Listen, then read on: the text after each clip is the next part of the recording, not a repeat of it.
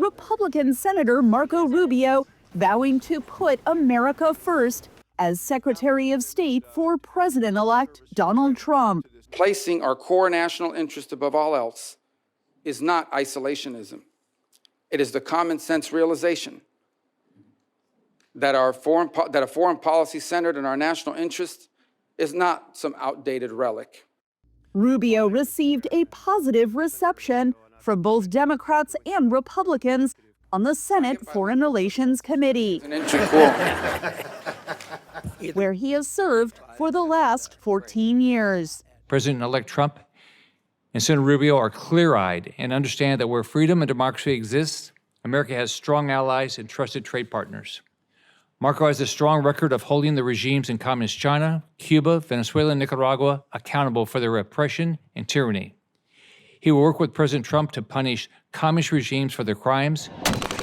Trump has said he will seek an end to Ukraine's war against Russian aggression as soon as he takes office.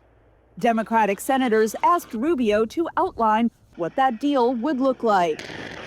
What you think is important for us to do in order to ensure that there is the strongest possible negotiating position if Ukraine and Russia do get to the negotiating table? I think it should be the official position of the United States that this war should be brought to an end.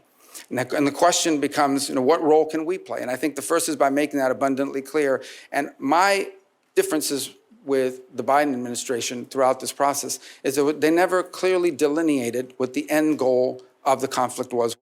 Rubio also addressed the possibilities opened up by the ceasefire in Gaza. There are opportunities available now in the Middle East that did not exist 90 days ago. Whether it's what's happened in Lebanon, whether it's what's happened in Syria, whether it's what hopefully will happen with the ceasefire and the release of hostages after horrifying detention and unjustifiable actions by Hamas. Whether it's any of these three things are all in combination. There are now factors at play in the Middle East that I think we can build upon and may open the door to extraordinary and historic opportunities. And looking ahead, Rubio said the greatest threat to the United States was the Communist Party of China. They have elements that the Soviet Union never possessed. They are a technological adversary and competitor, an industrial competitor, an economic competitor, a geopolitical competitor, a scientific competitor now, in every realm. It's an extraordinary challenge. It's one that I believe will define the 21st century. The son of Cuban immigrants, Rubio would be the first Latino Secretary of State if he is confirmed as expected.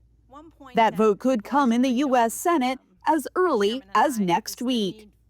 Katherine Gypson, VOA News, Washington.